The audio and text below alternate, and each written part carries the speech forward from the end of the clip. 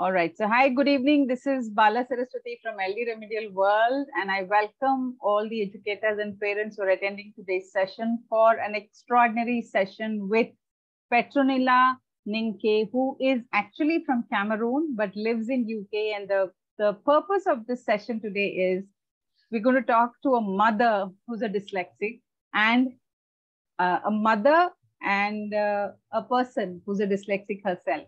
So how dyslexia and not ability to learn to read and write well hasn't stopped her to become a superwoman that she is. So what is this superwoman all about?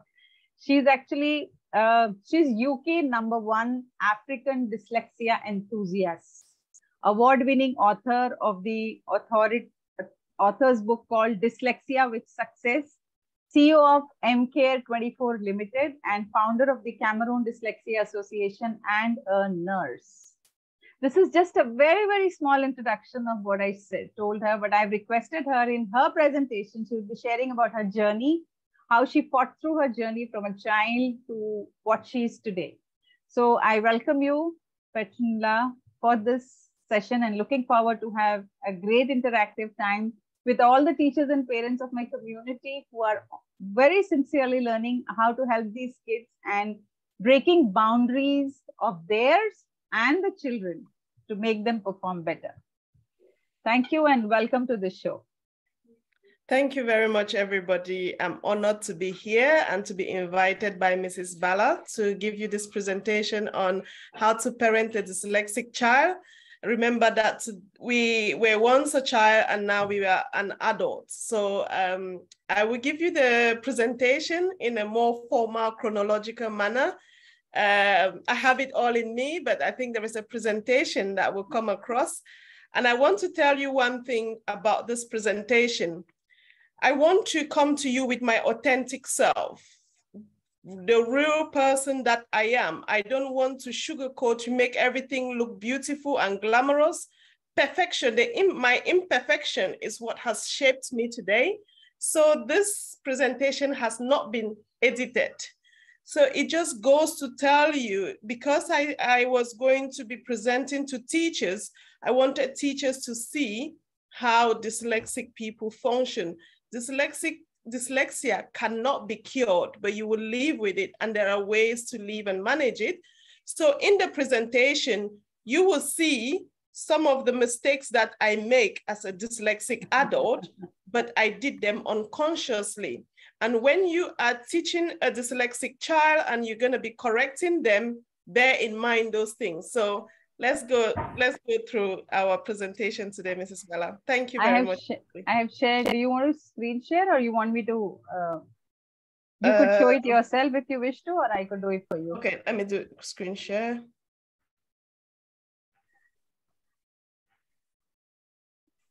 Great.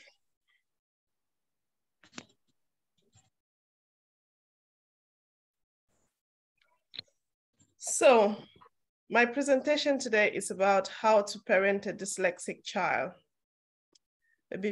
Sorry, I want to move. Okay, so I have moved everybody on the screen. So now I can go. So my name is Petronila Ngeke. Something is echoing. Do you want to do this slideshow? So yes. We have the whole screen. Okay, I'll do slideshow then. No.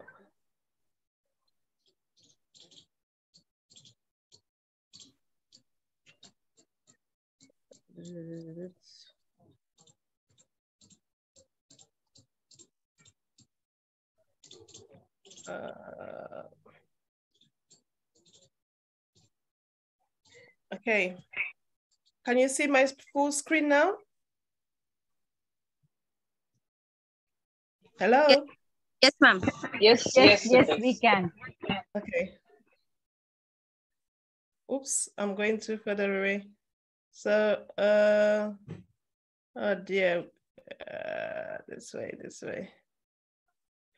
So this is dyslexia. She's demonstrating it so well. Exactly. You have to give me plenty of time.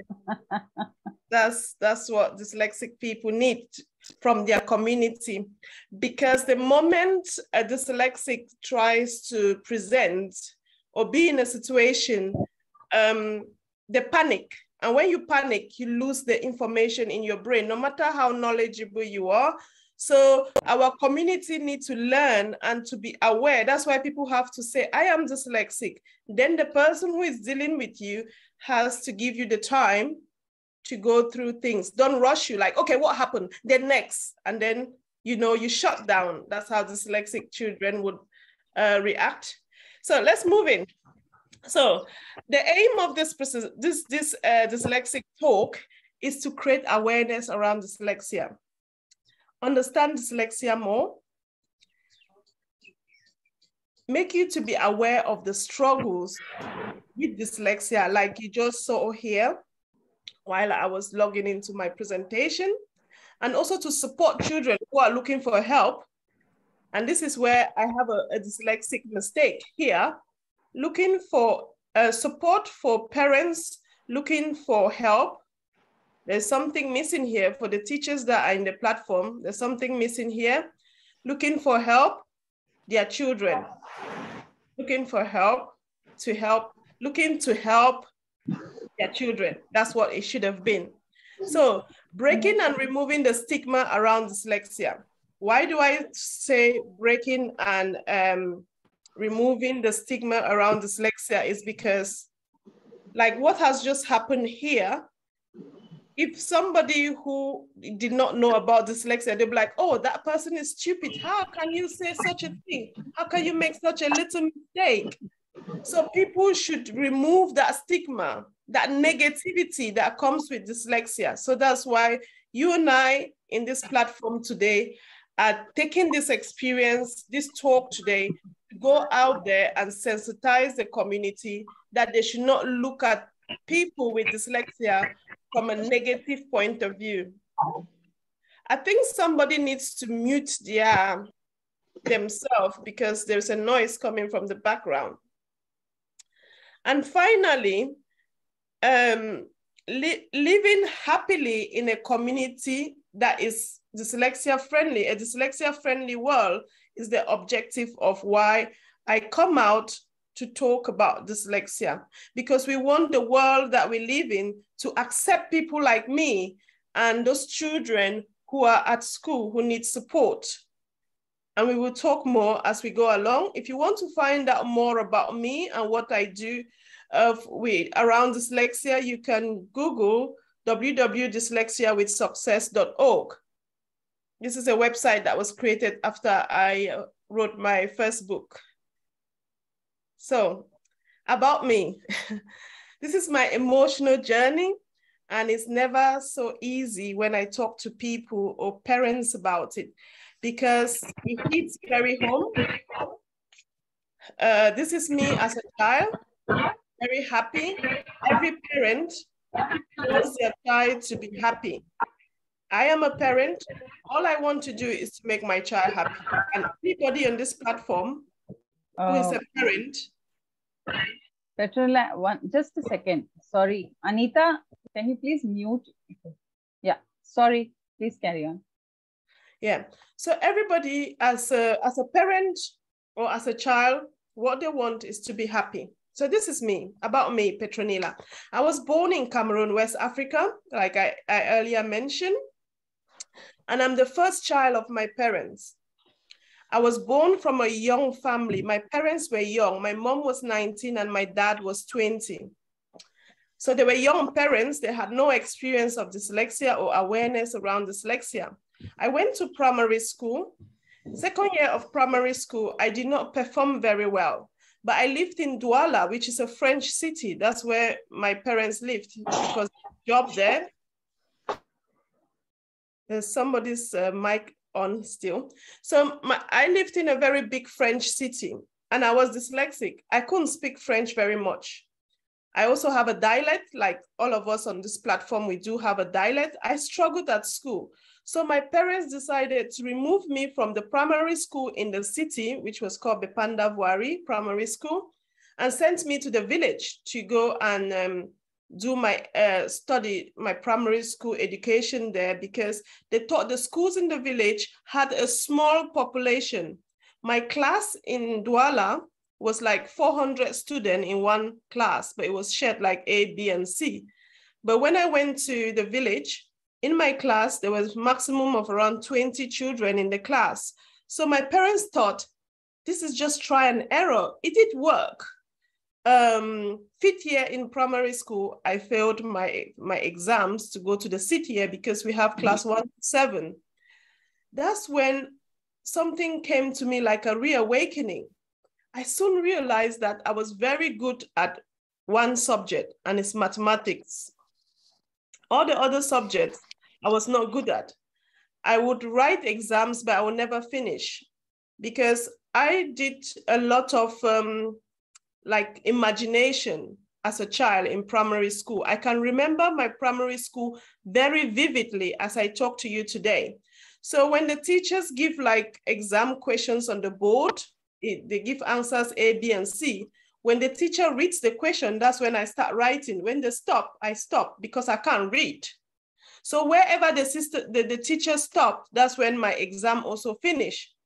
I tried very hard and I used to pass exam, but it didn't mean that I did not struggle. I had a lot of struggle in primary school, but one of my strengths was that I was very good in maths. I was good in arithmetics. So my teachers would take me one class ahead for me to go and do the maths. That made me really happy.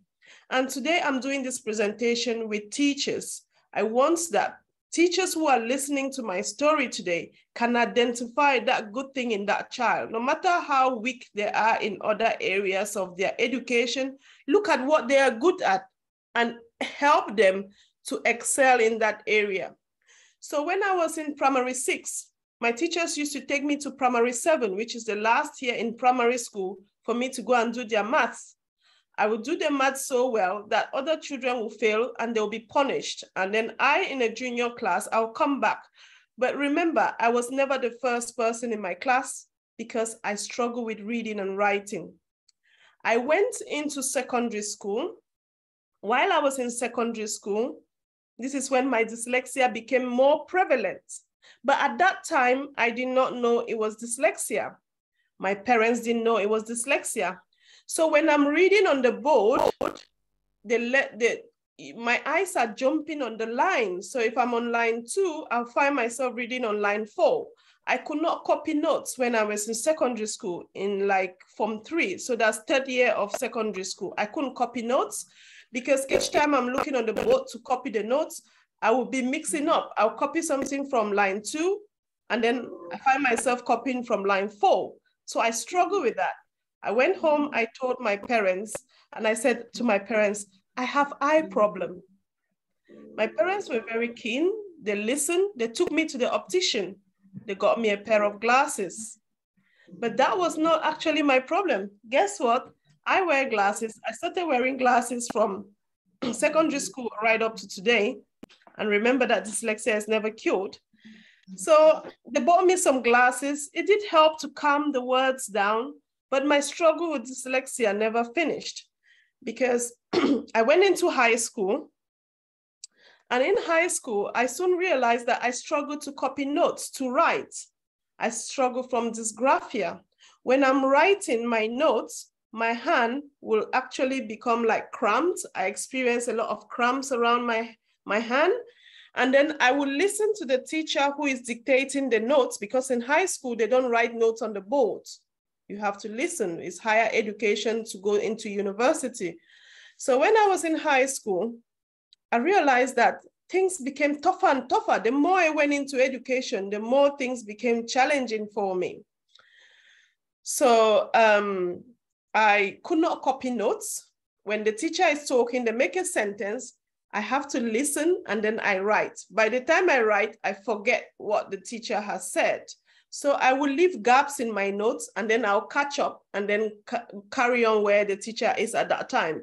And then I will miss again what he just said.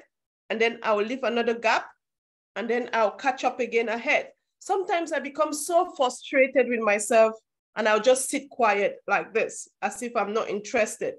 I'll just listen as much as I can, taking in my brain. And I also saw other children struggle like me. So sometimes I'll have to, when the teacher has finished the lectures, I would collect the notes of my friends who were able to copy effectively. And then I spend my time during the break time to make my own notes. So the fact that I had gaps in my notes was already room for failure, because how can you read those broken notes and then you write a test or an exam and pass? So I struggled to read my own notes. I couldn't even read my own notes. Sometimes I'll beg my friends when exams are coming to read their notes to prepare for my exam. I failed my A levels. It was inevitable because the challenge in education became even more tougher. So when I failed my A levels, my parents were very angry with me. They were disappointed in me. So I told them that I'm not going to repeat the A levels again. I'm going to go and study nursing. So I went out and I studied nursing 8. I graduated from nursing 8 and I got a job to come and work in the UK in 2004. Then the story about my university started in the UK, and I moved forward and I'll tell you more about myself. So about me, this is me now in the white shirt. This is the woman I've become after all that challenge. So when I got into the UK, I got married. This picture here in the snow. My marriage broke down 2 years into the marriage. I became homeless, and it was a very difficult time. I was at the university. You see there next to me is my son, and my son was not talking in that picture. You can see he's standing and he has a baby sister in the pushchair, but he couldn't talk. I was in first year in university, studying to become a nurse, because when I came to the UK, I said to myself, I'm not going to disappoint my parents. I want to go to university to prove to them that I'm good enough. You know, I know what I need to do. It's just that it's so hard. I don't know why. And it's only because my child could not talk at the age of 4 years old that when I was studying nursing in the UK, I was just trying to find out why children at that age will not talk. So we were studying a children's module, and I realized I said children who develop slowly with slow speech might later on develop dyslexia. Then my lecturer said what dyslexia was all about: difficulties in spelling, difficulties in writing, in reading, omission of words. And my brain went poop. It's like, that is me. What my teacher said was everything that I was. And remember, dyslexia is hereditary. So if your child is struggling at school, know that you might be dyslexic and the child got it from you. It did not just come from the universe. So my son got dyslexia from me because dyslexia is hereditary. But until when I came to the UK to go to university and had a child, the child was struggling. That's when I discovered that I myself, the struggle I had through my early education days was dyslexia. So I went to the university help desk and they sent me to a doctor and they diagnosed me to have dyslexia. So that's my emotional journey with dyslexia. I qualified in Cambridge. I went to Anglia Ruskin University in Cambridge. I qualified as a nurse, adult nurse. I did adult nursing. I worked in one of the best cardiac hospitals in the UK, in Europe in general. It's called Papworth Hospital. I worked there as an intensive care nurse. That is me in my nursing uniform or the theater uniform. And then I was single with my 2 children while I was working as a nurse. But I struggled a lot with childcare. As you will understand, people here in the Western society or in England or in Europe, they have this struggle because we don't have family members around us. So my children were moved from one nanny to the other. So I decided that, you know what, I'm tired. Seeing my children being looked after other people and I'm not there. So I decided to start my own business. So I started a care business where I went from house to house looking after old people so that I could have time to look after my child.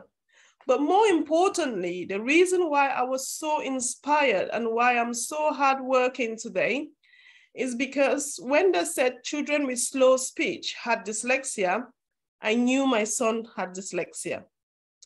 So I had to work very hard. From that day when I was diagnosed, I started researching about dyslexia, and I realized that the education is not free. So I had to have a business to make enough money to send my son to a private school.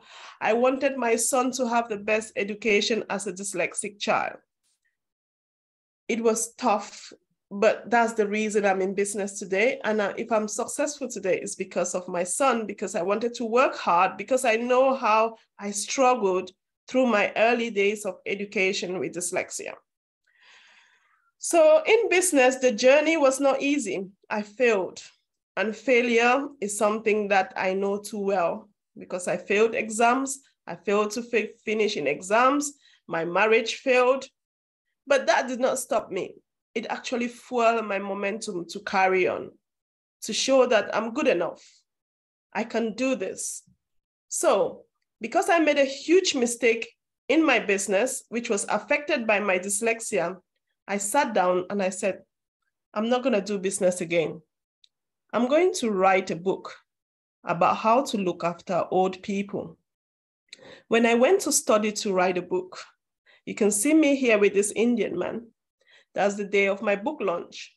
When I sat in that room, learning on how to write a book, something came inside of me. It made me feel very uncomfortable. I felt so much pain when I thought about dyslexia, and I decided to write a book on dyslexia. And in that book, I told my journey, my emotional journey around dyslexia and how the world needs to know about dyslexia. When I launched the book, I was inspired to help other families, to talk to other families, because when I did my research, I didn't see any Black woman like me, any woman from Africa or any other Black country that was out there on the internet, whom I could draw some energy from and whom I could look as a role model with dyslexia. So I said, I want to remove this shame. So this is a bit where I talk about removing the stigma. Let me wear the shame, the coat of shame that dyslexias they feel, and talk about dyslexia so one child out there will be supported, will be relieved, so that one mother out there can have somebody to talk to about their child who has dyslexia. So that one friend out there who is dyslexic can tell me they are also dyslexic and know that to be dyslexic is not a curse.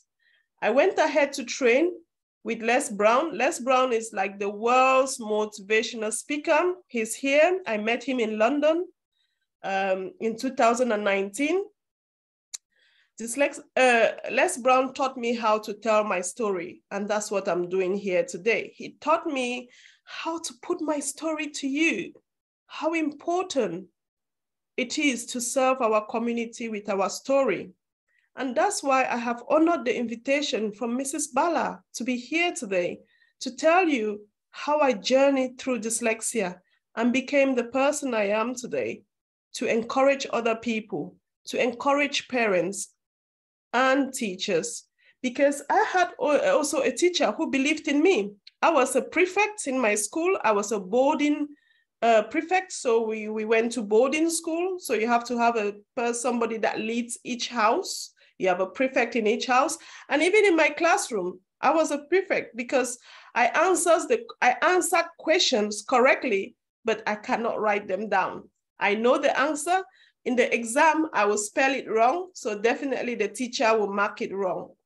So one of my teachers who called me in his office and said, what is the answer to this question? I will say it. He said, but you failed it in this test because you spelled something else. And I was so disappointed. So recently in Birmingham, in the West Midlands, I came out on the newspaper because of my enthusiasm, my encouragement to share my story to teachers to help children, to parents to help their children. Even when your child is passing an exam, it doesn't mean they're not struggling. I struggled, even though I do used to pass exams. My parents didn't know what I used to do to pass exams. I have a brilliant talent. It's called imagination. My imagination is very wild. So this July 2020, I featured in the West Midland papers. And one of my recent successes is that in June 2020, I came out with my lipstick brand. So right now, I stand with at least 6 brands as a dyslexic adult, a mother, a nurse, and an author. So I'll carry on. So that's a little bit of the story about me. So we will go into what dyslexia really is. And I will be taking this from the perspective of a child. As teachers, as you sit there, you watch, you listen, we need you. The children with dyslexia need you. I was a dyslexic child, and today I am a dyslexic adult. So I know how it feels when I was a child with dyslexia. Remember what I told you when I was at school. If you look on this presentation, it gives you the different areas that dyslexics they struggle with. Reading, you lose your place in the text, moving and overlapping words, and needing to reread something. So if you have a textbook, you read it in the next 3 days, I would take 1 week or 1 month to read that book, because sometimes I have to read over and over again. And I would say students with dyslexia, sometimes they work 10 times harder than their peers in other areas. Because I was good in maths, I was always ahead of my colleagues. The same with my child. My child is very good with mathematics. I will come to his story, how he excels and how he struggles. Spelling. Remember I told you I would fail exam even when I knew the answers? So words that sounds similar, but have different meaning, I have a lot of confusion with. And other children with dyslexia suffer the same. So for example, cause, the cause of these glasses and what caused their illness. They're 2 different words, C-O-S-T and C-A-U-S-E. Those are words that sometimes dyslexic people confuse with. Words that sound the same, but they are spelled differently and they have different meaning. And dyslexic people have a challenge in writing. Remember I told you I struggled to write when I copied my notes in high school. The challenge became harder and harder as I went ahead in education. And sometimes when you hear the word and before you memorize it and you write it, it's so difficult. I told you about I get cramps, but interpreting the information and translating it with writing was a challenge for me. But there are solutions for that today. In the UK, there are schools for special needs where children in their exam sitting there and writing on their behalf. And they write everything that that child is saying because they call them the scribe. So you're just writing on behalf of that person. You are a scribe. And there are ethics around such work. And then people with dyslexia also have hearing problem. Sometimes problems noting on problems with how to take notes. When my teacher talk, by the time I heard them and I wrote it down, I've already forgotten. And then the other one is background noise. Some dyslexic cannot work in an environment which is noisy. For example, when I was giving the presentation and there was somebody with a microphone on, I could hear cars in the background. It started distracting my brain. I left from this room in the UK and I was visualizing a car traveling in India. And that's just how the distraction works with some of us dyslexic. And I had tested this same theory when I went to my son's private school here in the UK. When we went for open day, they give parents chance to come and ask questions about the school. I went to a classroom full of children, all of them were dyslexic. And I asked them, what is the thing that you think all of you in this room have in common? One of the girls told me, it is distraction. She says, the school is sitting in a very large acre of land in a farm area, but if the bird makes tree, tree, tree outside, she's distracted. She forgets that she's in the classroom and she's looking to see that bird. And another boy said, if a pencil falls down from the table, he gets distracted and he misses what the teacher has said. And my son, surprisingly enough, standing next to me as we were there asking questions, and said, even me too, I feel that as well. And I felt so much pain in my heart because I know how I felt when I could not understand what the teacher is saying. Any little distraction when I was in secondary school, I would be out of the classroom, probably seeing how my parents are cooking rice and beans and enjoying some food. And then I wake up and I'm like, oh my God, I'm in class.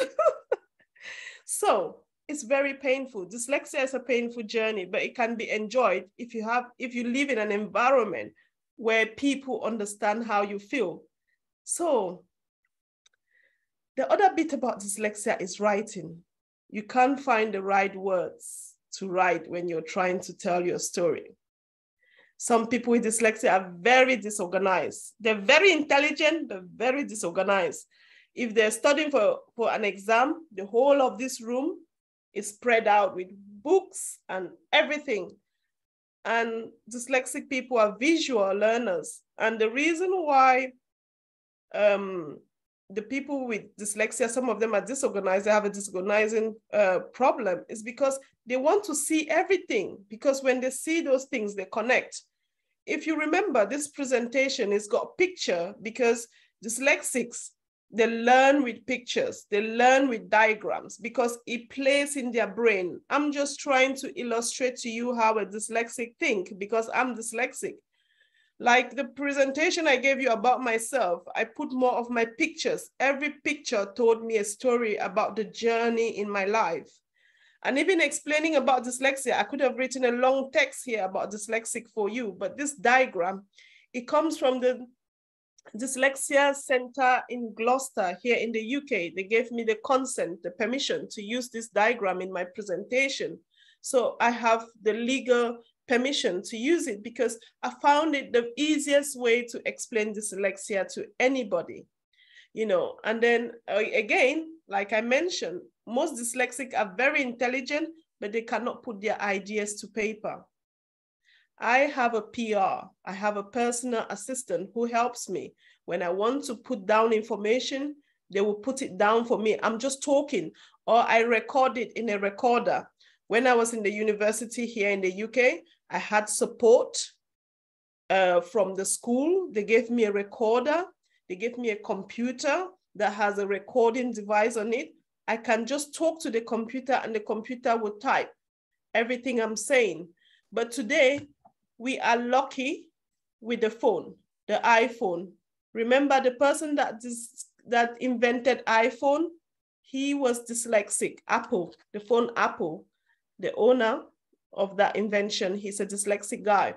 So when you go to Google Speech, I'll tell you something today that is beneficial to you and not just your dyslexic student, but it's gonna shape the lives of the children that you will teach today and in the nearest future, and even for you, for your lectures. When you go to Google, if you're there and you've got a phone next to you, you type the word Google Speech. You will see like a Word document. You will see the Google Speech notes, the word Google Speech and then notes. There, you can use that to just talk about your presentation, talk about anything. Then you copy and paste it on the Word document on your computer, and then you edit it. I am from Africa. I have an accent, but that device can actually pick my, my words and spell them correctly. And you can tell the children you're teaching if they're struggling to put their ideas down. So this device on this electrical equipment helps children with dyslexia.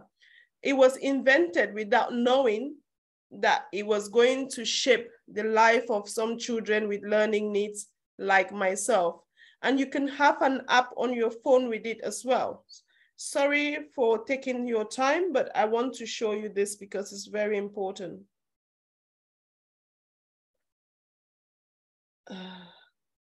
Go back. Google Speech. It's something like this. I don't know if you can see it. I should have done a screenshot and put it in the presentation, but it just came to me right now. So the other problem that people with dyslexia have is the partial temporary notes. So the part of their brain, it just cannot understand information in a certain way.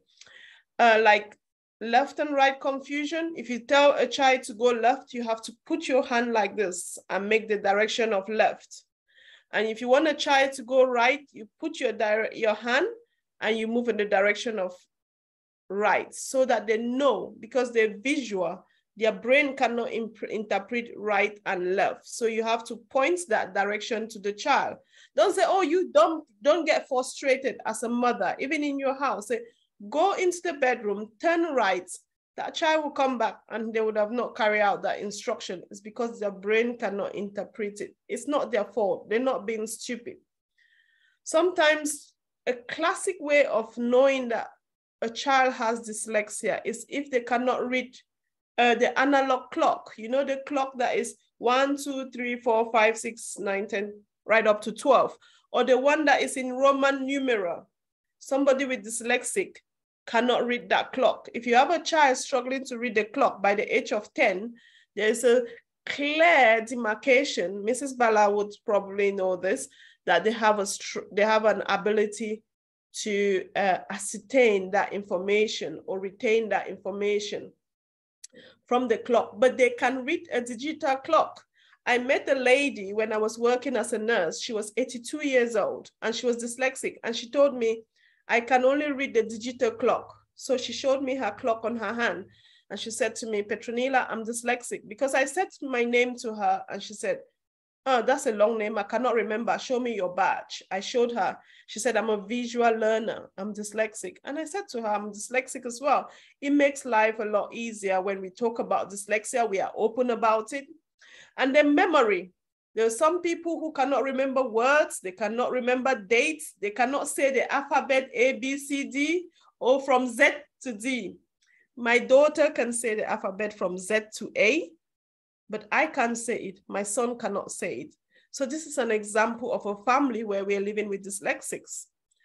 My daughter will help their classmates and say, don't worry, my mother also is a dyslexic person. So what you're struggling with is not a problem. Some dyslexic, they don't keep to time because they'll always forget.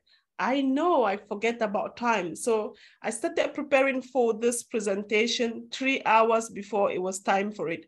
So I spent my whole morning waiting. I even logged into this program an hour early and I said to Mrs. Bala, you know what? It looks like the ID for this meeting is not working. She said, no, it's working. it will be at 5 o'clock Indian time. So that just goes to say that when you're dyslexic, it doesn't mean that the challenge has gone away, or you become a mother or an adult. Dyslexia doesn't go away. You stay with dyslexia.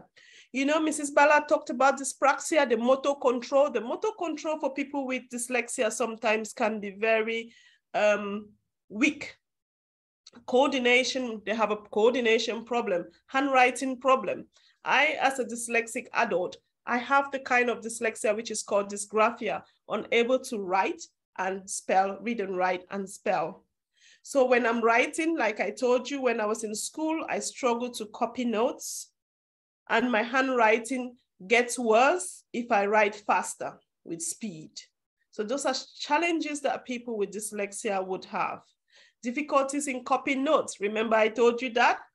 Before I said that, it's not because I had looked on my presentation, it's just a challenge that I've had. And I came to realize that this picture explains dyslexia so well. And that's why I'm sharing it with you today. You can ask for a copy of it so that it can help you to aid the children that you're supporting with dyslexia. And then we're gonna move forward. We're going to talk about the challenges of a dyslexic person, or of dyslexia. It takes a longer time for a dyslexic to read information and process it.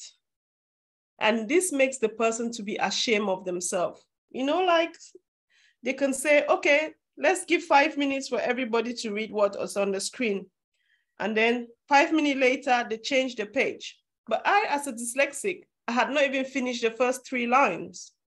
I feel ashamed to say, I'm sorry, ma'am, can you come back to that slide because I have not read it? Sometimes I go to seminars. The person is just going quick, quick, quick, quick. I take notes. I reach somewhere, I can't because they're too fast for me.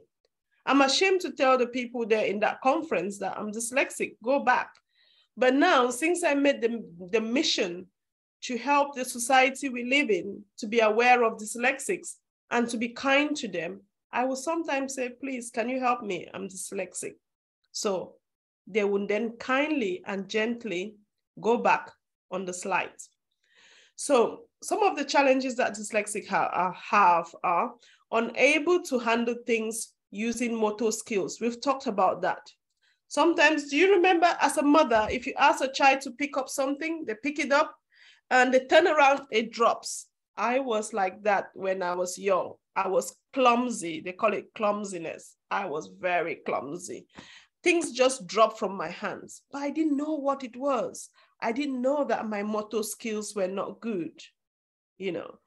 And as parents today, as teachers today, let's encourage the parents with their children. If we know that the children are like that, we need to talk to the parents of these children, or even if you're a mother to a dyslexic child, just know that that child did not mean to drop the bowl. So you're giving them a plate of soup to go and give the next person on the next table, they drop it. They didn't intend to. Their hands, you know, the nerves and the motor sensory, you know, organization of their body and who they are is very weak. They're not resilient like other children. Also, dyslexic people, they delay and hesitate in spelling words. I'll tell you something about spelling. From the day I was born until now, I cannot spell the word library. I am not ashamed of it because no matter how I spell it, it has to be wrong. And I move on with my life. I've been to university and come back without spelling the word library. So why beat a child? Why punish them? Why take away all the things they enjoy because they cannot spell one word?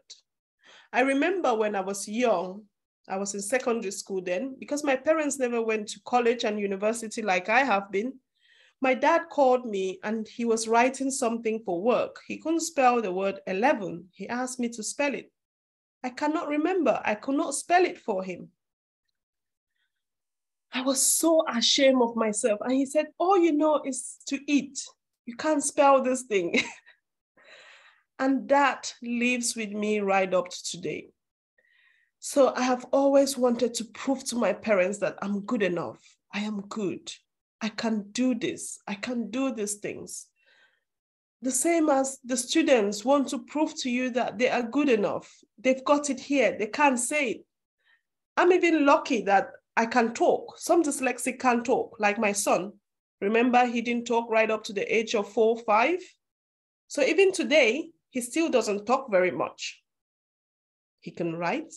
He can do a lot of mathematics like I did, but he doesn't talk very well. He cannot articulate himself. He's got the answers here, but it cannot come out. So that's a challenge for some people. Some people are unable to put their bright ideas and imagination on paper.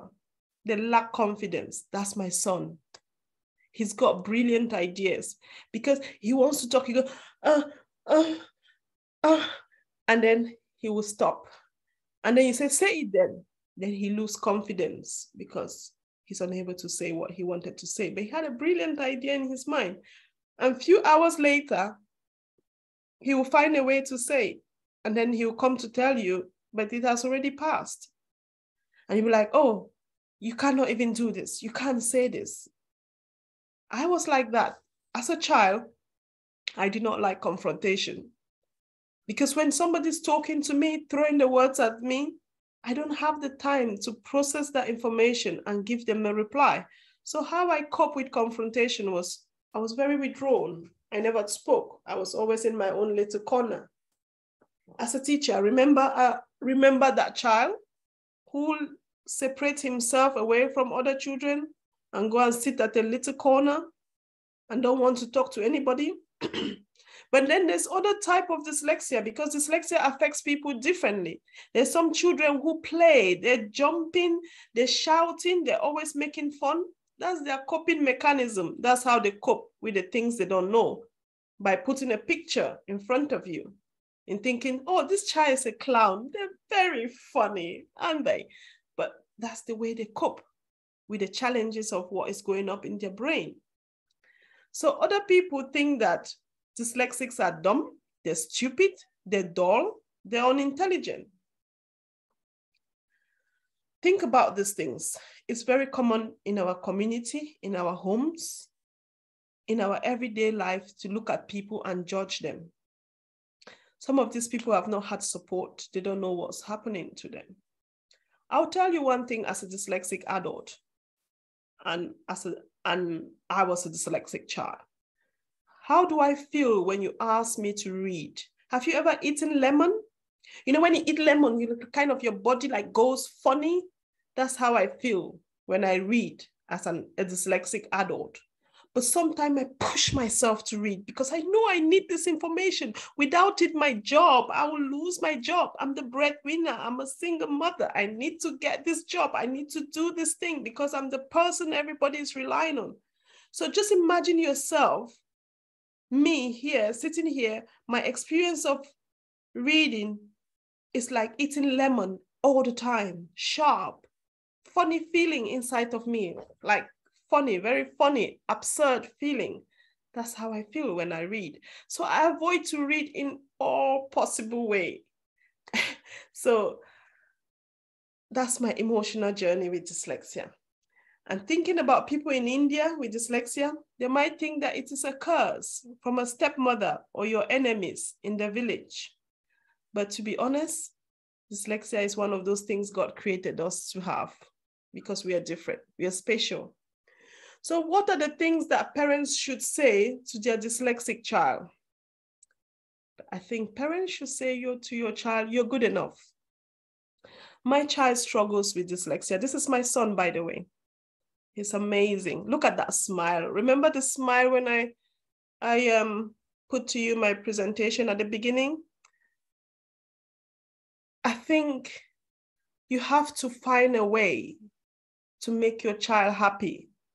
Intelligence, education, passing an exam does not define your child.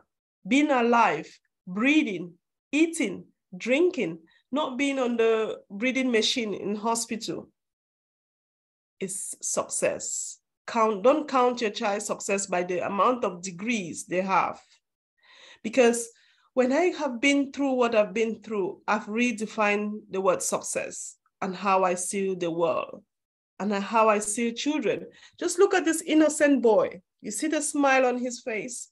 He couldn't talk, but all he did was smile. At this age, he was 3 years old in this picture. He couldn't talk. Probably less than 3, actually, 2.5-ish. But he couldn't talk. But you can see the smile on his face and his eyes. So you have to draw the positive from your child. You have to draw the positive from the child as a teacher, as somebody that you're grooming the people of the future. Because I had it tough, and I don't want any child in the world to have it tough. Please. You need to remind the children that you're good, you're special, you're loved by your family. Even if the world out there, they say something that is wrong, their friends are laughing at them. As a mother, tell your child, you are special. Your family loves you, we love you. My slogan for my Cameroon Dyslexia Association is, children are different and they learn differently. So your child must be different. Your child must not be like the first child, like the brother, like the sister. So we are all different and we have different abilities in our lives. Dyslexia does not have a cure. So remember that as a mother, as a teacher. tell the child the coping mechanism. How can they cope? They should look at the things they can do well. I always tell my son, you're very handsome. When he is frustrated, because it takes away your self-esteem, it gives you anxiety, it gives you mental health problem. That's what dyslexia does. Dyslexia can ruin people. Dyslexia has ruined a lot of people. That's the negative of dyslexia. And that's why in this country, they give help to children with dyslexia because they know the impact it has on them, in their mental health, in their self-esteem. So you as a teacher, as a mother, need to try and give that child that self-esteem back, that confidence, take away that anxiety. I said to my son, look, you don't have to pass the exam, you know. You're very handsome. Look at all the things that people say about you, but just think about it. You're the most handsome boy. You know, all the girls will like you. Say those funny things that they're probably ashamed for you to say so that they can embrace themselves. If you keep insulting them and say, look at you, stupid boy, hopeless, that's all you know. You can only eat, you can only dance, you can only do this. I was told those things and they had destroyed me as a person. But the people around me, I've forgiven them because they were ignorant about what they were telling me. Remember to tell your child that dyslexic people have abilities. They have an ability to analyze, you know, have big ideas. As for me, my dyslexia strength is that I can think about anything and everything on how to make money from that thing. So remember that your son could be the best cook, could be the best dancer, could be the best painter. And remember to tell your children that dyslexic people are successful. Tell your students that there are successful dyslexics. Tell your child that failure is not a bad thing. Failure is lesson learned. When you fail in something, you do it again, and then you learn where you went wrong. So it's a learning curve.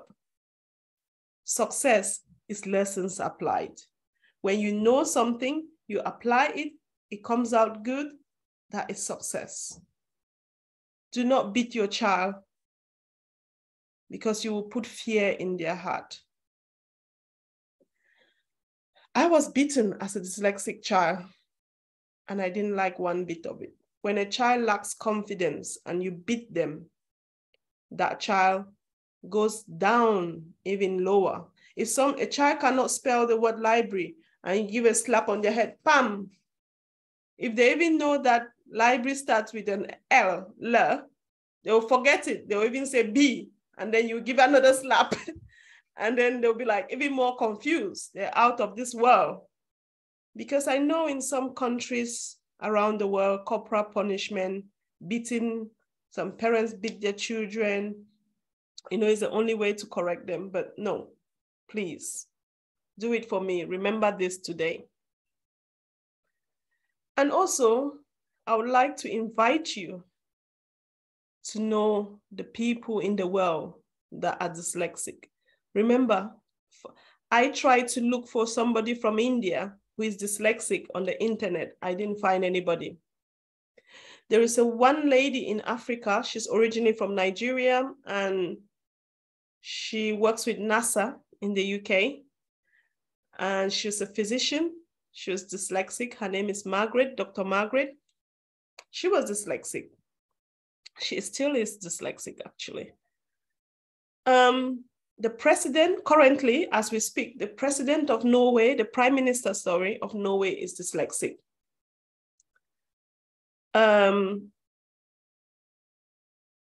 This is the guy, Apple, Steve Jobs, the guy who invented Apple. He was dyslexic.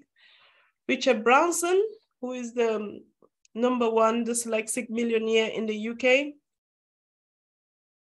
He is famous for his businesses, his business ideas. He's very dyslexic. He dropped out of school at the age of 16, sorry. Tom Cruise, he's an actor, he's dyslexic. Albert Einstein, he defined the quantum energy formula. And he's dyslexic. He failed exam. He did not do his homework. He did not stay in school, but it did not mean he has the IQ of, is it 205? Albert Einstein. He's also dyslexic.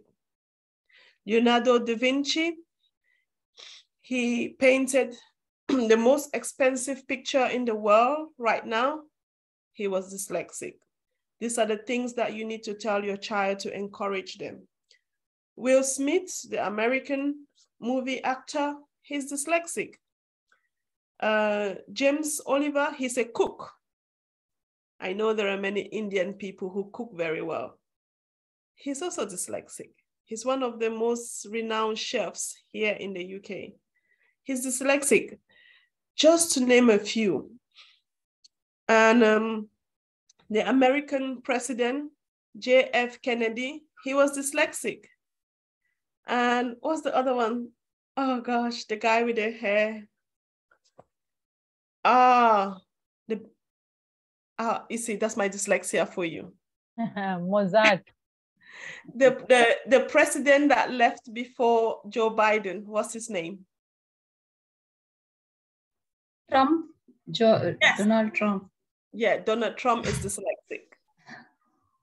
Yeah, JP Trump is also a dyslexic. But you see, he's brilliant. He's a good businessman. So, to say the least, we need to change our ideas, our mindsets. Change your mindset about failure. All these people here had failed. Remember, I can only remember one thing about me, is that I failed so many times. But that failure has not stopped me. Albert Einstein did not speak right up to the age of 4, just like my son. At the age of 4, he couldn't talk. You know, his parents thought he was subnormal. He was abnormal. You know, he was expelled from school. He never did well according to his teachers. His teachers thought he was mentally slow, but he's the one that he came up with a formula that has shaped science today. And he was the most living big IQ brain in the world. And Bill Gates, he dropped out of Harvard University. That was a failure recorded for him. But you know what? He kept going. And today he's the billionaire and the most famous rich person in the world that we all know. So the reason why I had this presentation is for us to encourage ourselves and encourage our children that failure is not the worst thing that ever happened to anybody. You know, Colonel Hafland Davids, the owner of KFC Chicken, he was rejected by so many restaurants when he presented his chicken recipe to them. But now KFC Chicken is one of the most renowned chickens around the world that you want to eat. And then you have J.K. Rowling. She was an unemployed mother, divorced, raised her daughter on benefits, and she wrote the book Harry Potter. She experienced failure.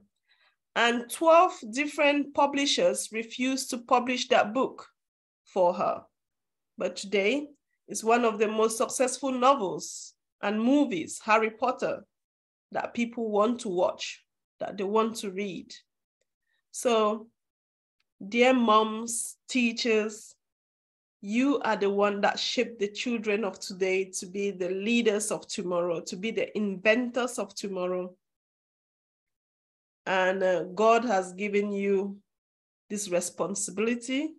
And as you take the challenge to support these children, remember to encourage them and know what a wonderful job you're doing to bring them up to have hope. And the last but not the least, I want to tell you, if you are a parent, you're a teacher, to create a safe haven for your child. This is my son. He left school 2 weeks ago. That was in June. This is me in the school with him. I went to pick him up. He goes to a boarding school with children with dyslexia. And I had to work very hard because he is the reason I wake up every morning. I'm encouraged because I don't want him to experience dyslexia the way I did. I don't want him to struggle. He looks bigger than me, but he's 15 years old. And he is the 4th year in secondary school. So next year, he's supposed to write his GCSE. But he has written his GCSE maths this year in the 4th year of secondary school. All his colleagues will be writing next year in year 10. He has written it in year 9. Because he's so brilliant at maths, the school said to me, he's a genius when it comes to maths, that for that reason, he has to write early. But if I looked at the fact that he can't talk, he cannot spell, he's frustrated. He almost said he wants to kill himself because his friends laugh at him. He cannot spell. I want to keep going out there every day to earn enough money to keep him in this school, because this school puts a smile on his face. And these are the other hundreds of parents in the background who are doing the same brilliant job to bring their children to this environment where they are encouraged, they are supported. Why not me, if I can? So we should create a safe haven for our children. And I think this place makes my child happy. And that's why I thought I'd share this picture with you. Thank you very much. And I would want to touch on some areas of things that we do and say unconsciously, the things that we should not say to dyslexic kids. You are lazy. You can do better. Your mates are all ahead of you. Your younger brother is doing better than you. You are a disgrace to this family. We all took first at school. You are unintelligent. Why is it only you that cannot understand basic information? You take away basic necessity from them, such as food, in a way to punish them for failing an exam. I'll tell you a little story. There's a reason I wrote this. When I was growing up, and I lived in the village with my mom, with my grandmother, when a child passed exam and they're first in their class, they get chicken, kill it, roast it, cook it, give it to that child to eat all alone to congratulate them for their exam. What about that child who will never be first? I came first a few times, but I was not always first. Does that mean I'm not supposed to eat? Just imagine how children grow up with anonymity today. It's how us parents, we've made them to grow up with some of the negativity against their peers, their brothers and sisters. So these are little things on how to parent a child with other children around. It's a lot of discrimination. It's indirect discrimination. To cook one full chicken for a child because they're first in their class, and then the other children that are not first, they're not having that. When I was growing up, what they did was you will not have any new dress on Christmas Day if you didn't take first, or you didn't do well, or you failed. It's not good, because having clothes, having food is basic necessity. Why should parents take that away from their child? I don't reward my children based on the fact that they took first or they took second. Academics should not define us. We should work with children.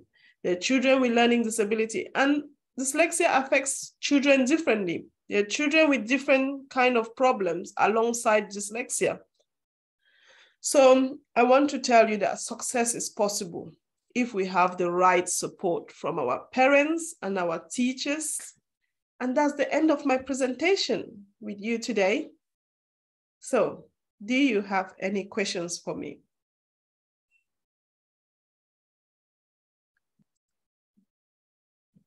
Petronila, that was a fantastic journey that you took us through, from struggles to emotion to challenges, and how you brought success to you, and now how you're working to bring success for your child. Can we all clap and congratulate her for this journey? And I'm sure the struggle hasn't ended. She fights with her challenges every day. Like we could see her fight with it even today. She's been messaging me since morning on, like she said, is Zoom working? You know, is this okay? Did you check my presentation? It's been on, which means there's so much of anxiety for a person with dyslexia when they have to do a presentation. She said she spent 3 hours to 4 hours to make this presentation. At this age, when she realized her challenges, she's written a book, she knows so much, still she goes through this. Let us understand what these little kids whom we are dealing with, what they are going through. They don't even know what they are going through. And how is the way we are treating them? What is happening in our schools? What's happening in our tuition classes? What's happening in the homes where parents are ignorant what the child is going through? There were so many spelling errors in her presentation, and I'm sure even she wouldn't have been able to see it because it didn't matter to her. She has an assistant, Petronila has an assistant to check all this, but still they were there. And she said, I left it the way it is. This emotional story has a lot to tell us that every child we touch as parents and teachers can have their pictures on the screen the way we have Bill Gates, we have the Apple guy, we have all those people who have achieved. Petronila also mentioned that she could not find a person in India. Actually, that's not really the fact. We have people, but they do not tell. Yes, sorry. They do not tell they are dyslexic. Yes, it just says they people with learning it. disability from India, but there was no dyslexia. Yes, absolutely. There is the superstar film actor Amitabh Bachchan.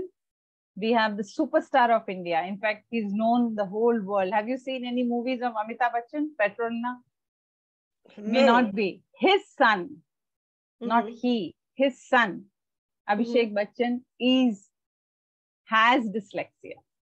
And he is the ambassador for dyslexia for many schools. I've read about him. He has, in some occasions, announced about his challenges, how he finds it difficult even today to read a script because he's also an actor. How he finds it difficult to read a script. So most of the time, his script is read out by the other director or other support actors. And that's how he is able to deliver. Yeah, I have Vidya writing on the screen, Boman Irani, who recently we came across a video of his where he says that even I had. He has it even now. So he went through a lot of struggles. And after 40 is where he got a breakthrough in one of the films. And now he's again a very, very famous actor in India. So there are a lot of people from the other industry. I personally know more than 300 kids whom I work with who are successful today. But if you ask them, can I talk about you in public? Can I say? They're like, no, we don't want to tell the world we have this. So my platform and all the teachers who are working towards this are actually working on bringing an awareness to embrace dyslexia, to love it, feel proud about. In fact, people who do not have should feel, oh, why I don't have it? I wish I had. I would also be an outstanding person in this field. Though I have worked with so many kids, parents, and teachers, I can understand what they say, but I cannot experience myself what a dyslexic brain goes through. I have empathy, sympathy, concern, understanding, techniques, strategies, technology, everything. But I actually don't know what their brain goes through.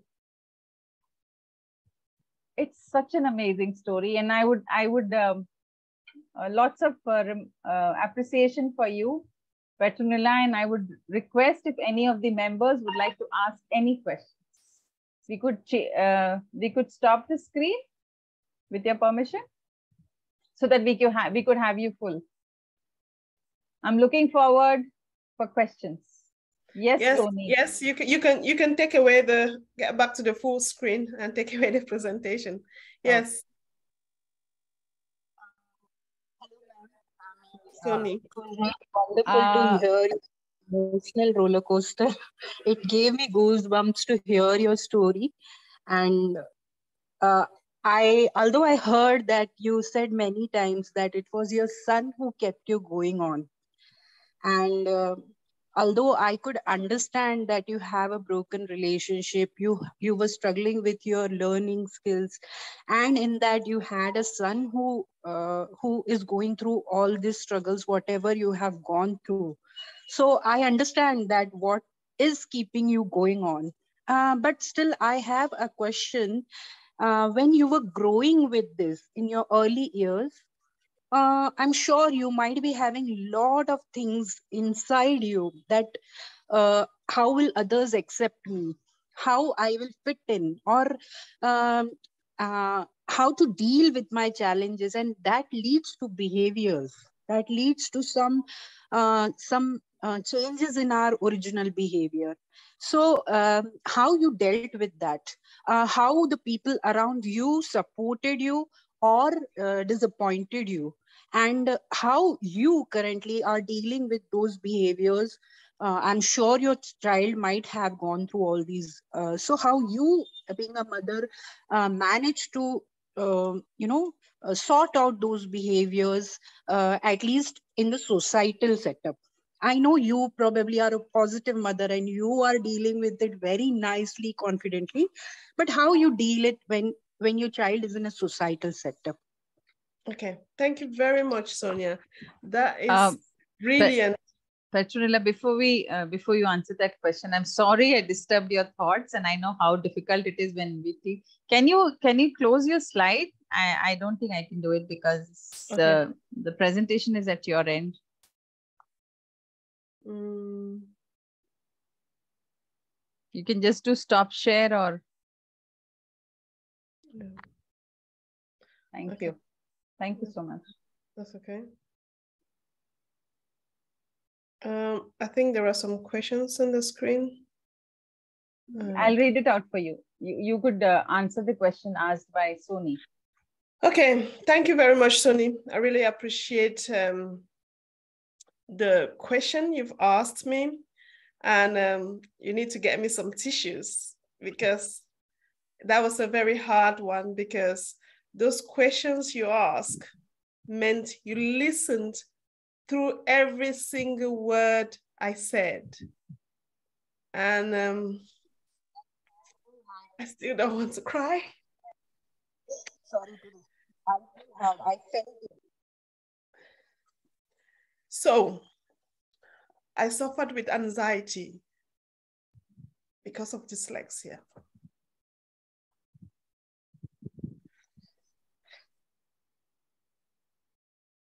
And I've never talked about it until today that you asked me this question. I'm so sorry. If you don't want to answer, I'm totally okay. No, it's okay. It's okay. It's okay. It's okay. It's okay. It's that, struggles, sometimes you think you have dealt with it, but when people touch your pain, it is painful. Anybody here, I'm sure you've had a wound on your leg or you cut your hand. If something touches that, it hurts. And what Sonia's question did, it just touched that pain, that it was sitting there. And I never told anybody about it. It is a journey. And I started this journey in 2019. I've gone through counseling to deal with it. I feel like I'm not appreciated by my parents because I never became the doctor, the accountant that they wanted me to be. And as parents, if any of you have children today, just know the pressure you put on children can make them or break them, especially when that child cannot give you what you're asking from them. And they will live with it all their life. Going to school as a dyslexic child, I live in fear. I live in anxiety. You know, like as a teacher, when you said everybody has to give an answer, let's start from A to B or to Z. Can we have you on camera? I think the camera's off. Have you purposely switched off? It's okay. Yes, I've purposely. Okay, okay. We respect. When I get back myself, okay, I'll perfect. put it together. But I want to give her an honest opinion about this. And when we were for example, English lessons, when the teacher say you read from paragraph 1, then the other person takes over. By the time they get to me, I'm dead. I'm a dead student sitting on that desk because I can't read. Even right up to secondary school, I couldn't read. And I'm sure you're wondering, how did she make it to education to that level? I couldn't read. I've learned to reread when I went back to university. So when I was in secondary school, I was always praying. My biggest prayer is never to ask me to read. I was the prefect in our class when I was in Form 5, that's GCSE level. But I never read. I did everything to avoid reading, everything under the sun. But one day when we were graduating from secondary school, that was the day I was the head of the class, so I have to give a speech to all the parents. That's when the truth came out. I could not read. I could not make up my sentences. I was disappointed, but it was who I was. That was what I knew. So what I did is, if I read a paragraph, if Mrs. Bala, when you talk about skimming, I think Sonia asked one question about how did you cope with this? I did skim reading. So if you give me an exam paper, I read all the questions. Then I go into the text and I read the first 2 lines and I imagine the 4th, 5th, and 6th, and then I go to the 10th and I imagine the rest. So I had a very good ability to visualize something ahead of time. And that's how I made it through education. So I made it through education with imagination, but I lived in anxiety. And when I left school, I was so happy. I was out of that anxiety. How did my parents help me? My parents never helped me. They made it worse.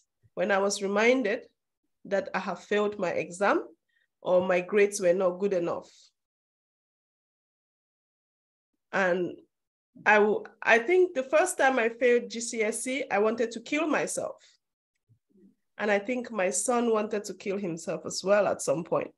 And these are the reasons why I'm crying, because there are some too much painful truth that I've had to expose in this presentation.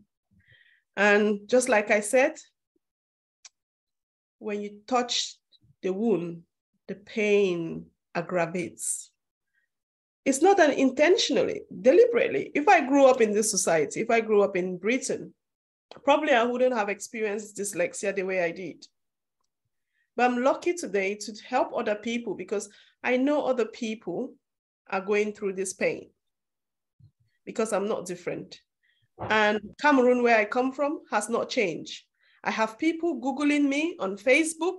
They contact me, tell me how they beat their children in school. They think they have dyslexia like I do. I should help them. Some people think I've got a tablet to give them to give to their child, which I don't.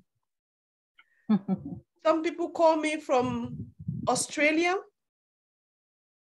and tell me my children all want to kill themselves. They're all dyslexic. Some of them are not going to school today.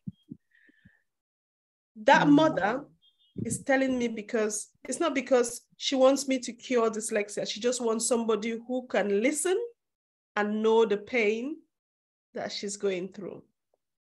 And I will encourage you to join communities that talk about dyslexia, because that's where I found your coach, Mrs. Bala. Because Because my child was so frustrated, I wanted to meet other parents. I wanted to hear more. I wanted to do more. I put my hands out there. I try and reach out. If you stay in your little well, you will never get help. Always try to reach out. Even when people say no, it doesn't kill you. They can only say no or yes. Okay? So moving forward to how I'm dealing with dyslexia today, like Sony asked. Sony, dealing with it? Yes. Yes, ma'am. It's being here, sharing tears in front of you, telling you it's a journey, but there is joy when you succeed and when you help other people. I work as a nurse. I'm a manager for my own company, and I write under my email. You know, when somebody writes an email, they sign from India, the city, phone number, I write there dyslexic auto. Some people, they've been hiding in their job and they read my email. They're like, oh my God, she talks about dyslexia. That's how I indirectly reach other people's lives. Some people contact me privately and say, Petronila, I have dyslexia too. They don't want anybody to know. But if me saying I have dyslexia help other people, I will be very proud that my journey on earth is fulfilled. And helping my son to when he finished his education is one of my greatest journey. And I'm gonna do it to the strongest ability because I don't want him to sit here and tell the same story I'm telling other people, but saying, my mother did the best, I had the best to write my exams, to study in an environment. Do you know how many people are in my son's class? Only 6 of them, maximum, in his maths class. But my school, when I went, we had 200 children even in the same class, 30 if it is small, 50, 40, but he has 6. And they have two teachers for those 6 children. Wow. Mm-hmm. Mm-hmm. And when they have a class of 12, they have 3 or 4 teachers. So it costs a lot of money for that kind of support. Mm-hmm. And I do it because I know he needs it. How about your daughter? My daughter, she's a genius like the father. She doesn't have dyslexia. So she's like my editor. So when I do presentation, when my PR is not here, she will edit it. But I decided to be real and not ask her to edit my work for me. She's 13 years old and she started editing my work when she was 10. So it's been 3 years. She's been doing that for me. She edits my text because no matter how I read it, I'm not gonna see that I missed A or I missed B. Yeah. And so I just get frustrated and I just say, True. You have it. So she's very supportive. She's a rock. We work as a family. Now you see how being a parent to a dyslexic child or a dyslexic parent, how it's important to have a unit, to have a support mechanism. You cannot have dyslexia and not have support. Just imagine the child who's writing an exam and they have another teacher sitting there and writing for them. That's unheard of. That's unheard of in Africa. They're like, that's cheating, you know, that's not your handwriting. So it's so unheard of to have that kind of support, but it's support that it is possible. And it's a support that we can give other children. So I don't know, Sonia, if I answered all your questions, but there's a lot of work that has been done to myself. I've had counseling to deal with my childhood. I've had to counsel myself, reparent myself, forgive myself. It's costed a lot of money. When the first time I paid the counsel, I'm like, £3,000 just for how many weeks? Are you sure? Just for a few hours. But I needed it to be the strong person I am here today telling you my story.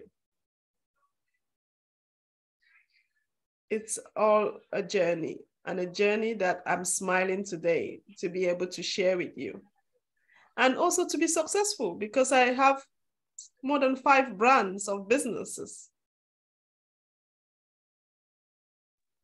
Wow. Yes, that I can see. It's so courageous of you to share your pain, because we can talk very conveniently about our successes, but it's really difficult to share the pains. Nah, and you did it so courageously. I am really sorry if I touched any of your chord that made you feel. No, no, don't be. It is life. That's But reality. it really helped me. I felt it. I felt like, I felt heard. No. I felt connected. I felt I'm not alone. Yes. Yeah. Yeah. Like I told you, this lady called me from Australia. She has 4 kids and all of them have dyslexia. Dyslexia comes in mild, moderate, and severe, where the person cannot do anything for themselves. But you need to find what that person is good at. They're probably good at playing music, listening to music, or doing something. And I'll tell you something about dyslexic people. We are very sensitive, emotional, and very compassionate in our hearts. And some people do that in the wrong way. You see Will Smith, you see the reaction he did to go and slap the comedian because he talked about the wife. Dyslexic people don't know how to hold themselves. They're very spontaneous. And if they're emotional, they don't know how to hold their emotions. Whether you're a man, woman, president, no president. And dyslexics can, some of them come across as if they don't have feelings. For example, our president, Donald Trump. But he has feeling. Behind him, outside of the camera, he's a human being. So, any questions? Let's get it lighter. Yeah, any questions? And Petronila, there are lots of appreciation for what you do. Pooja writes, many of us have the same story and I understand the pain. Rupa says, okay. I love Petronila, your courage, strength, and not giving up attitude. Hats off to you. God bless you and your family. Keep going. It's very helpful to know the journey and the insights. There's a parent who discovered, Mahesh is a parent who discovered this problem, the child, just yesterday. He connected with me yesterday and said, I don't know what's this. My child's been doing well and suddenly I see this. And then we had a chat today and I said, come, attend this session. Probably you'll be able to explore and understand what a child goes through. Thank you, Rajeshri, for your comment. Your story is very touchable and highly inspiring. Everybody's been in a very emotional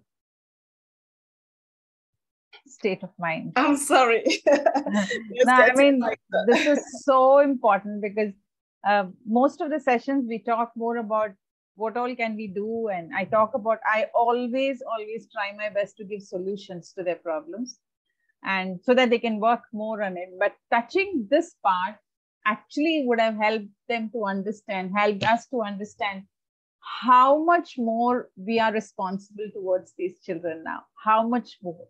We cannot count them as, okay, taking some sessions. We have finished 5 sessions with these boys today or girls today, blah, blah, blah. No. There's so much beyond these sessions. This is what I'm sure each one of you are experiencing. Do you have anybody wants to share anything?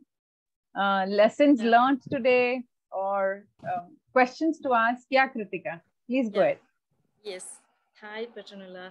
And it is an emotional and also a success story of you that was so inspiring. I just have some few questions. The first one is how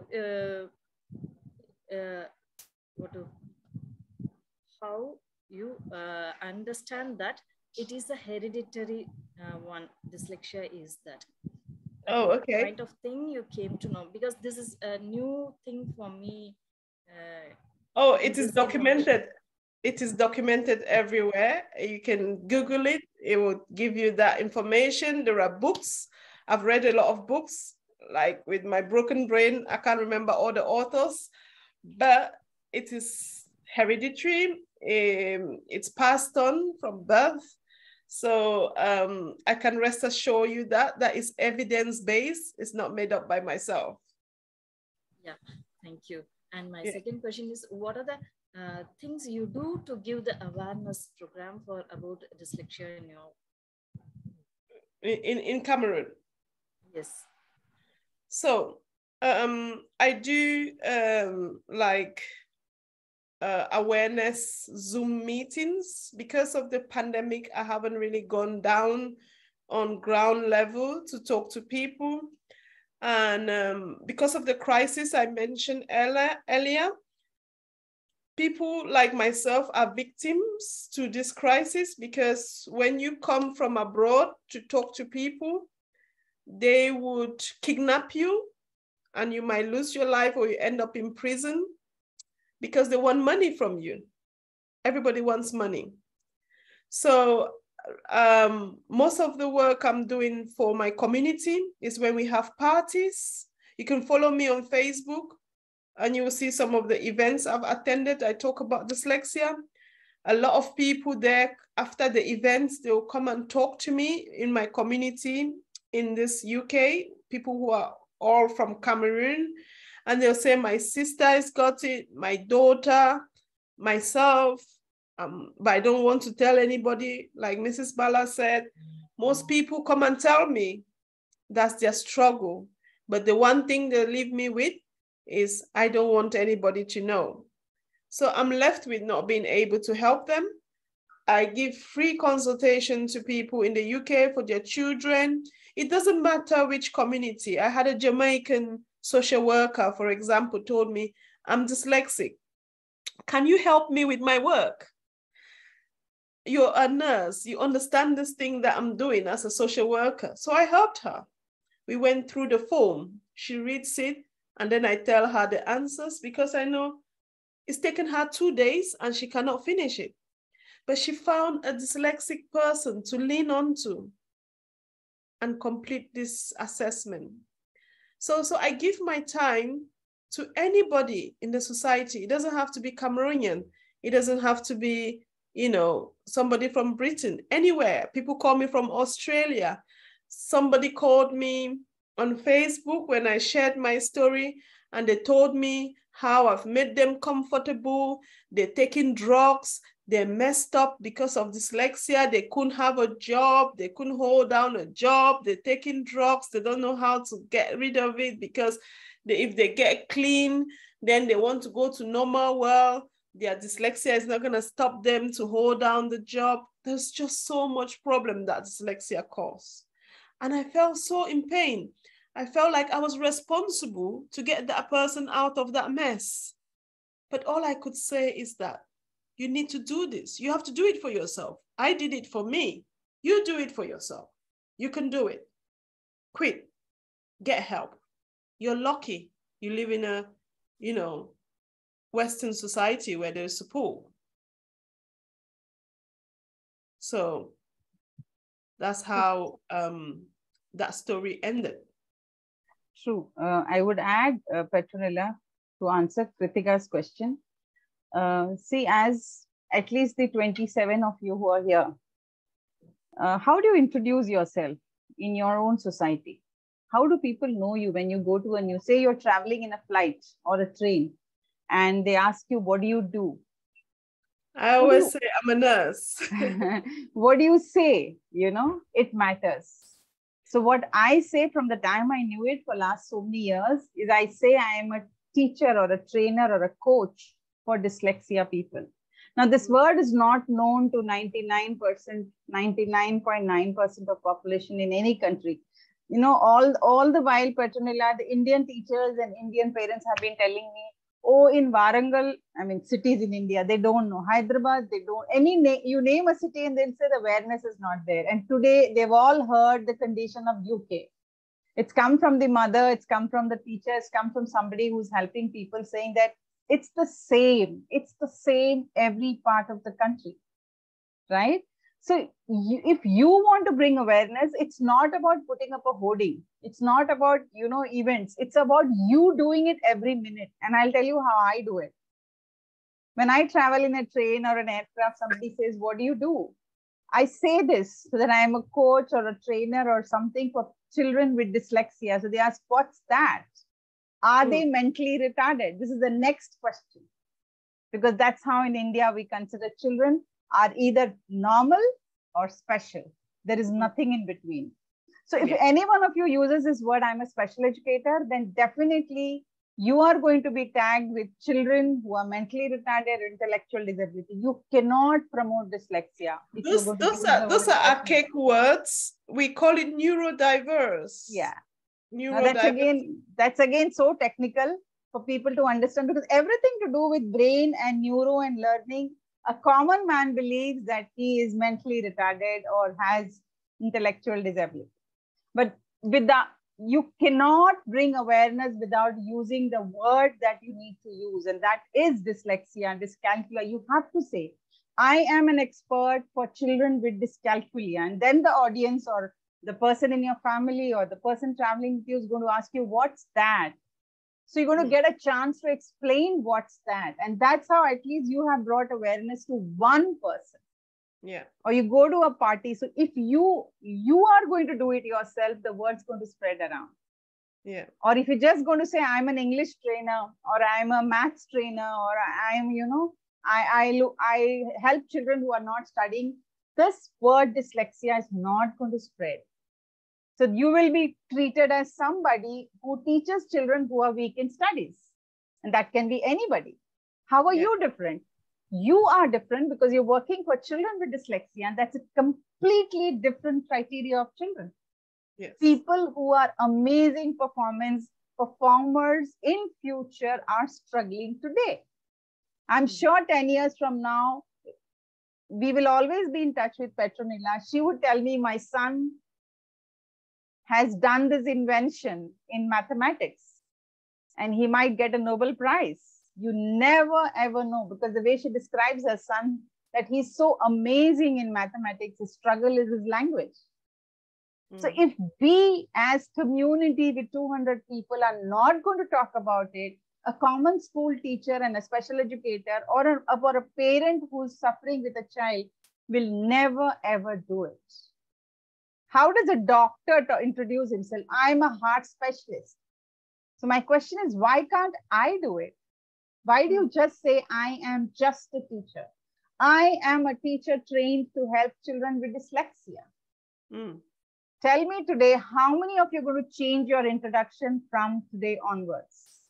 You will make the difference in this world. Love you, Petronila, for raising your hand.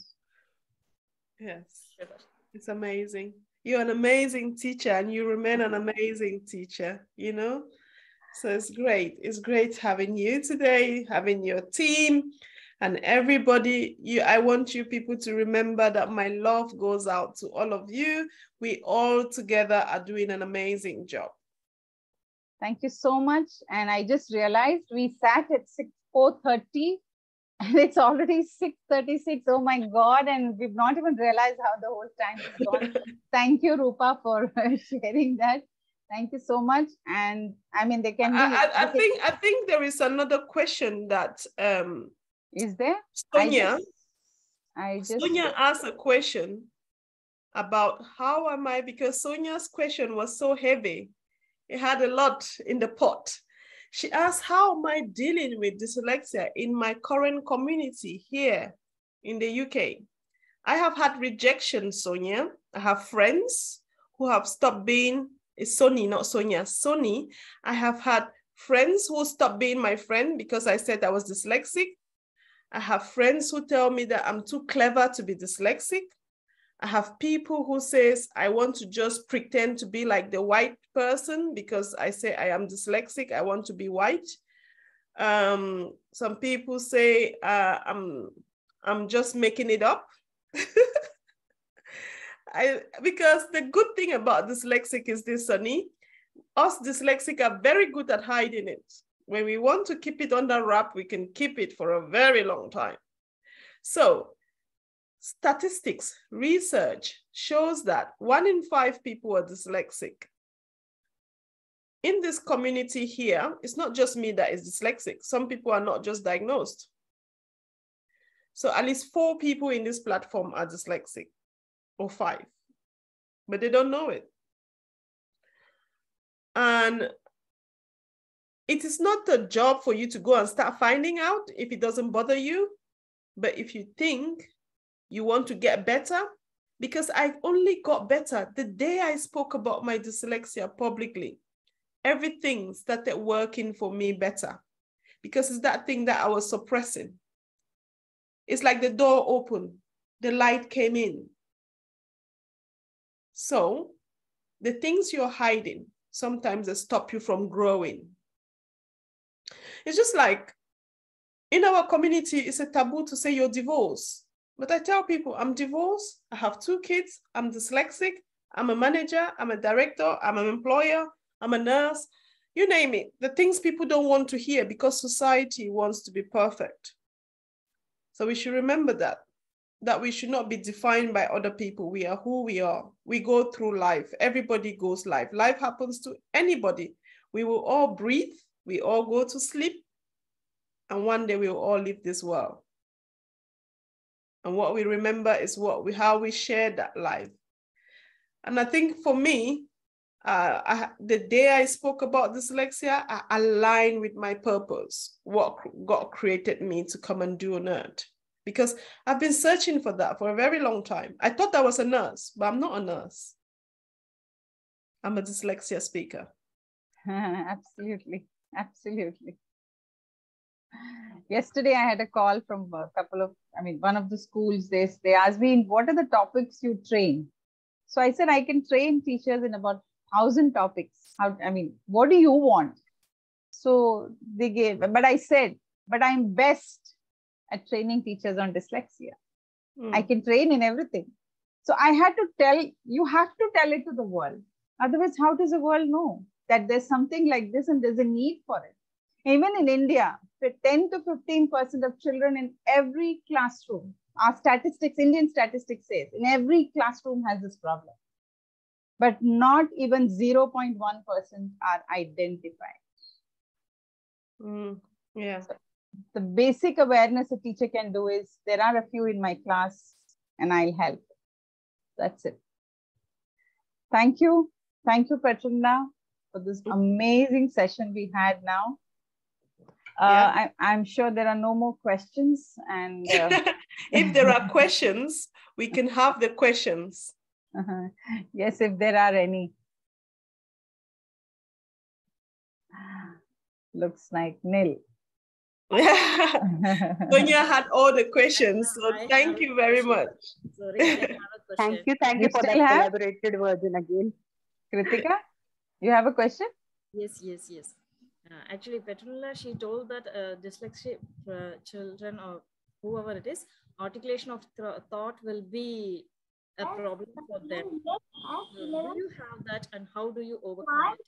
Don't you think in and relax while I get ready? Hello? Yeah. Somebody should meet themselves. Some child. Down and ask With 2008 at Gmail. for a glass of water. Kritika, is it your mic? No. Another one. It's the one with the S. In our... Yes. Okay, Rehan. Okay. Shall I tell my question? Yes, please. Okay. You told that dyslexic children will have the problem in articulation of thoughts. Yeah, that's correct. Yes. Yeah. Do you have that, and how do you overcome it if you have? So in my case, I don't struggle to articulate myself. Like you can see, I'm quite fluent orally. So education has to be balanced, where they give the children the opportunity to have oral questions, answers, and response to the answers orally, because writing it down, I have the challenge of putting down my thoughts on paper, i.e. writing it, because if I can't spell it, I will stop. And then the imagination will stop flowing, because I've had that hesitance of, I'm not sure this is right, it is right, it's not right, it is right. So that's what takes time. For some children, for example, my son, who struggles to articulate his thoughts, you can ask him to write it down. not everybody who is dyslexic struggles to write. I have a friend who she's got a left and right confusion of dyslexia, and she writes very well. She also writes books as well. So she's very good at writing it down as well. So we are all different and we get affected by dyslexia differently. So Kritika, I'll answer your question. I've got many kids who had articulation of thoughts, right? I have that problem. That's what I have. So these kids will stop making attempt to give their ideas. Yeah. They will not, because they lack the vocabulary. They have the thought, but they lack the vocabulary. So you will see them that they're making attempt and then they'll give up. Their body language will be like, it's like this, that they want to try, but they can't do it. So what you need to tell them is draw. Draw what you want to say, not even write. Yeah. Because when you have articulation of words, you have articulation of words in writing too. And that means if your spelling is wrong and a normal teacher doesn't understand, her focus will be on the wrong spelling and not on the thought. You get it? And that's where the child is like shattered, finished. He might have an amazing thought. Now the thought can't go on the paper. It's gone in the form of words and that's it, dead, gone. So what you need to tell the child, all right, whatever you want to tell me, just draw. So he gets a freedom to express it through drawing. Let him draw whatever and never ask the child, what is this and what is that when he's drawing? Because the minute you do that, the thought is shattered again. So give the time to the child, 5, 10, 15 minutes, whatever, to draw it. Once he says, I'm done, ask the child, what did you draw? What do you want to tell me? Now the child will look at that picture and will have the words, because the picture, the idea that he had in his head is already come onto the paper. So here he has something visual to look at. The way Petronila said, I have this visual in front of me and that's why I'm able to introduce myself like this. I'm able to talk about dyslexia too like this because of that picture she showed us. So the minute that visual is there in front of the child, he'll say, okay, this is what I was trying to tell you yesterday happened, or this is my story, or this is this, this is this. So there's no vocabulary here. And when the child says that, I always tell the teachers to write down what he's saying and tell him, look, this is your story. The script, the thought, the idea is the child. You have only copywritten it for him. And the story is ready. Put this picture on the wall, put the story below, and the boy becomes a hero. Yes or no? Can we do this with our children? Sure. Thank you, both of you. Thank you. You're welcome. Thank you so much. Yeah. All right. Thank you so much and lots of applause. Namaste, appreciation, congratulations, and looking forward to remain connected.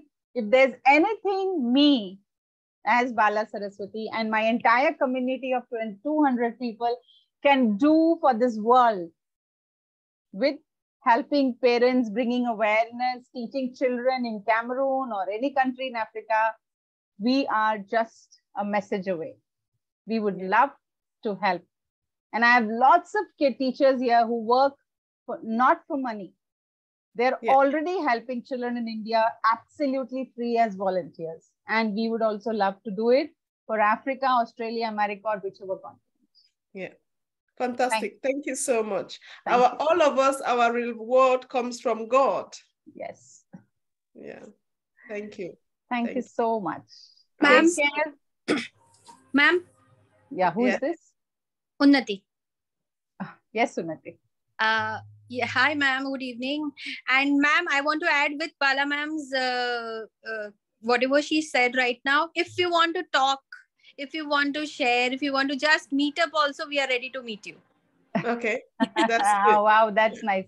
So we must have a... India is in my bucket list of places to visit, so I will contact her when I'll be traveling. Definitely come, ma'am. You're welcome. You're most welcome to our country. Thank you. Take care. Have a great weekend. Bye-bye. Same to you. Thank you so much. Thank you, ma'am. Bye-bye.